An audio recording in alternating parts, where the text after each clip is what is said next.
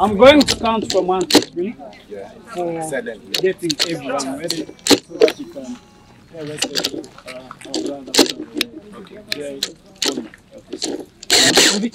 Bumve ikinyarwanda kubara gatatu kugira ngo duhe icyubahiro mugenzi wacu twagombaga kwicara ariko bitabaye ngombwa ko aboneka kubera ko ubuzima nta buzaye aho bucya ageze. Cyo nabasabaga murasabwa kubaha kugira namwe muzubaka ibikorwa byawe cyangwa se uburyo bwihezinga nibwo bugaragaza uwo uri. For those who especially for who are here, we are going to commemorate one of our brothers who passed away 2 years ago. His name is Roky. He was one among the people who was interested to them today. We are going to pay respect to him for taking just a minute for commemorating his activities for his lifestyle when he was still existing.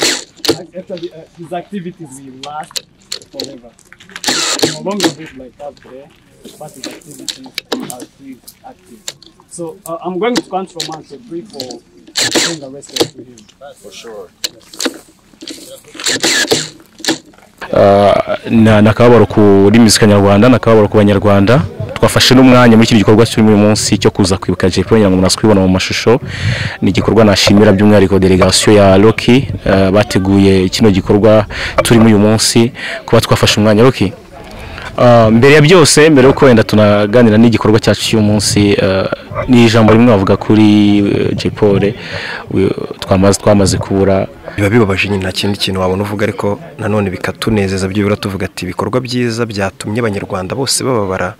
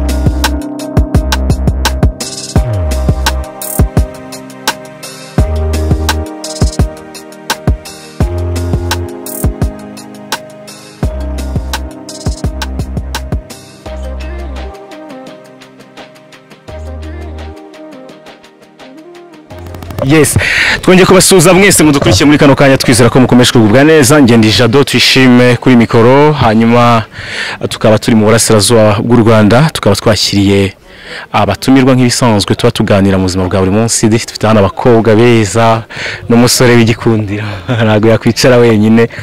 Roky, meze fresh? Meze fresh. Bano nabakiriya banjye, sinzi impamvu nabo ari kubatunga mikoro kandi atarabahitinze. Bano nabakiriya bacu nabariya bose. Okay, ariko nta ribi bari abakiriya bawe n'abantu bagomba kwibona. Nta kinyarwanda bazi. Muvuga uruhe rurimi? Igifaransa. Muvuga uruhe rurimi? Kandi batumva ikinyarwanda. Cyangwa nimuvuga? Babaze mu gifaransa ngo muvuga uruhe rurimi mu gifaransa baragusubiza. Yes, hanyuma rero ni Roky tugiye kuganiramo gatoya ndetse ari igikorwa turimo ariko mbere ya byose reka mbanze twihanganisha umuryango wa J-Paul uyu munsi nibwo yashyinguwe ndetse nakababaro kuri muzika nyarwanda nakababaro ku Banyarwanda twafashe n'umwanya muri iki gikorwa cy'uyu munsi cyo kuza kwibuka J-Paul ngo munaswe kwibona mu mashusho ni igikorwa nashimira by'umwihariko delegation ya Roky bateguye kino gikorwa turimo uyu munsi kuba twafashe umwanya Roky. Mbere ya byose mbere uko wenda tunaganira n'igikorwa cyacu cy'uyu munsi ni ijambo rimwe bavuga kuri J-Paul twamaze kubura. Nta bintu byinshi namuvugaho usibye ko biba bibabaje nyine kubona umuntu twari dufite w'umuhatari ari umuhanga mu bintu yakoraga wakoze ibintu byatumye abantu hari indi mitekerereze bagira wenda bagahinduka bitewe n'ubutumwa bwiza yatangaga akaba yatabarutse akiri muto. Biba bibabaje nyine nta kindi kintu wabona uvuga ariko nanone bikatunezeza byibura tuvuga ati ibikorwa byiza byatumye Abanyarwanda bose bababara n'Imana kandi ikorera mu bantu buriba yabibonye ko twababajwe no kugenda ko bitewe n'imirimo myiza yakoze. Ntabwo umuntu mubi yababaza abantu tukanezezwa nuko ashobora kuba ubu tuvugana ari ahantu heza tu bitewe nuko yakoze imirimo yarashinzwe neza nta kindi. Hanyuma umuntu yapfuye akiri muto bitanga somo ki ku bakiri bato bitanga somo ki ku rubyiruko mbese ni ishusho byaguhaye? Ni bigomba kuduha isomo ariko dusanzwe tunazi nuko turyirengagiza. Isomo ry'ubuzima nuko n'ubundi tuba tutazi ko ejo ntago ari ahacu, ejo ntago hari garanti yaho ko tuwafite. Anytime umuntu yapfa hari n'abana bapfa bakivuka ku buryo nkanjye mpfuye ntago navuga ngo mpfuye nkiri muto. Hari abana bavuka bagapfara bagira imyaka 2 bagapfa 3 bagapfa. Iyo umuntu angannye gutya byibura aba yargize amahirwe hari ibintu byinshi yanyuzemo ariko isomo byaduha nuko tugomba gukoresha igihe dufite neza uko bikwiye pana kuvuga ngo nzabikoresha kuko ejo ntago ubuzi ko wafite ndetse no kumenya ko utagomba gushyamirana cyangwa kubana n'abandi nabi tu kuko anytime wapfa byose tuba turwanira duhatanira akanya kari kose wapfa ukabisiga ugasanga warwaniye ubusa tu. Niyo mpamvu bigomba kuduha isomo ryo kubana n'abandi neza mu mahoro. Uyu munsi rimwe mu ijambo cyangwa se mu magambo nifuza kuza kubaza Roky nashingira ku bikorwa byawe ngashingira no muri iki gikorwa uyu munsi twagiyemo nashingira ku izina ufite urumwe mu bantu bakora cyane kandi babiharaniye naga ari ibintu byizanye.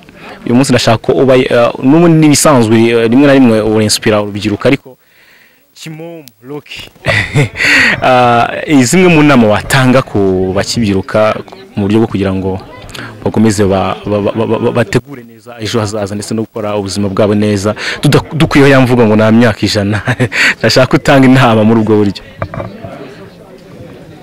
Inama nabagira ni bakora ibintu bakunze bakore ibintu bihamanya n'umutima wabo n'inzozi zabo icyo bifuza gukora nta kindi bashake n'ibyishimo kuko n'ubundi mbona ari cyo kitubesheje ku isi tu. Nago ngiye kubagira inama ngo bitwara n'ubundi twese dukora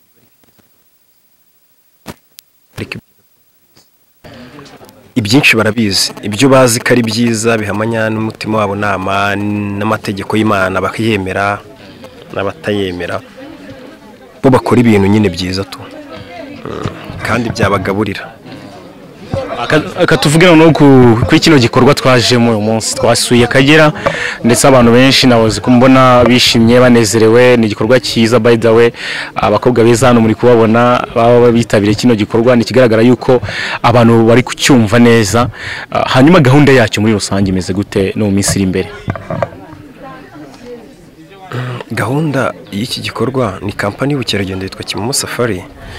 Ni gahunda yo gutuma Abanyarwanda n'urubyiruko muri rusange n'uwari wese w'umunyarwanda cyane cyane by'umwihariko nta abantu runaka dushaka gufatira ariko by'umwihariko no kugira ngo Abanyarwanda biyumvemo tubakangurira umuco wo gusura ahantu nyaburanga, bagira umuco wo gukera urugendo. Ari ukuntu mbere wabonaga batabyumva, bumva ngo ni ibintu bigomba gukorwa n'abanyamahanga gusa, ni by'abazungu bagiye gusura ahantu, bagiye gusura ingagi. Ariko twabonye ko mbere bari uko bari bazi ko wenda biba bitaryoshye, hatabamo ambiance. Ayo mpamvu byibura ubu ngo twebona hamanutse abanyamakuru, hamanutse n'amakamera kugira abone ko haba hahiye ikihashye nyine, hari ambiance, bavuge bati hari ahantu n'ahantu koko kujya gutwikira. Kuko ari nabo twagiye tujyana ahantu henshi bakomeza bagaruka, kubera ko babonye ko gukera urugendo ni ibintu bitanga ibyishimo.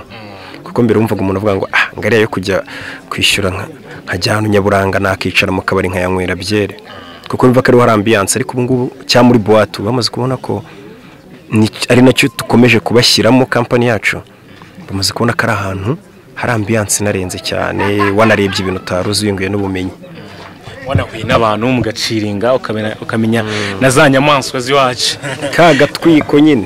Urubyiruko rwose urabona, ngira ngo ni ubwa mbere ubonye kampani y'ubukerarugendo igiye gukera urugendo mu Kagera imanukanye bisi zingana gutya. Ziriya bisi ni nyinshi cyane, none enye eshanu, hari izindi 6 nanze ko tuzana, kuko navugaga nti ntabwo ndibashe gukontora abantu bangana gutya muri corona n'iki, uri kumva. Ariko biba ari ibintu byiza nyine, ubutatuza tuzana nka bisi 50. Wow. Okay, none igikorwa kizakiba kangahe mu kwezi? Ni kabiri, ni rimwe, ni mu gihembwe imeze bite? Cyo gukora tuwa iri publique tugikora rimwe mu kwezi, ariko abantu bashaka kujya ahantu runaka, bakeneye abatuwa guide, bakeneye ko tubakorera package yo kubajyana ahantu runaka, byo tubikora buri munsi. Hari abava hanze, hari baki na famille ishobora kutubwira ati ndashaka kujyana aha, tukabikora. Ariko iyi public tour yo tuyikora rimwe mu kwezi. Yes, nuko bimeze rero. Ni Roky turi kumwe, twadufasha akajya gatoya kugira ngo tunaganire no kubiriho cyangwa se mu gikorwa turimo. Nuko ongira ngo ubutaha tugira ngo turacyafite umwanya munini, tugiye ahantu henshi turi buze guhagarara muri parike. None bari kuduhamagara ngo tugende batwandike twinjire, ndumva twagenda turaza gukomeza tuganire. Kandi ndanabashimira Iris TV kuba mwitabiriye, wenda kuba mwaza kuvuga ati nawe twereka tujye gukira urugendo turebera hariya. Ndabashimira kuba mwaje mwanishyuye, noneho urumva uri umukiriya wanjye, ndabashimiye n'ukuri pe.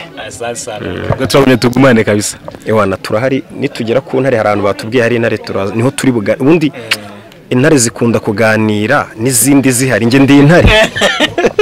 Sasa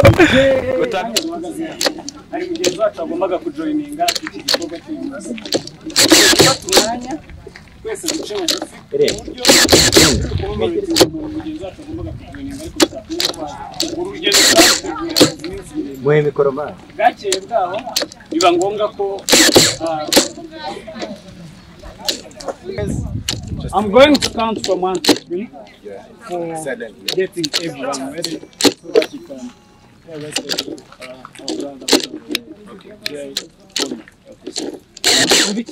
bumva ikinyarwanda ngiye kubara 3 kugira ngo duhe icyubahiro mugenzi wacu twagombaga kwicara, ariko bitabaye ngombwa ko kubera ko ubuzima ntawe uzi aho bucya ageze.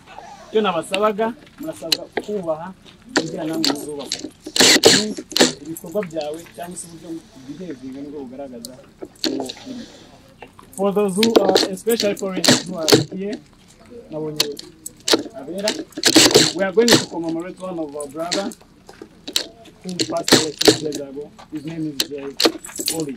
He was one among the people who was interested to them today. We are going to pay respect to him for taking just a minute for commemorating his activities for his lifestyle when he was still finished. Actually, his activities will last forever. No longer live like us today, but his activities are still active. So I'm going to count from 1 to 3 for paying the respect to him. for sure. Ono mshefoni hapo kabiri gatatu.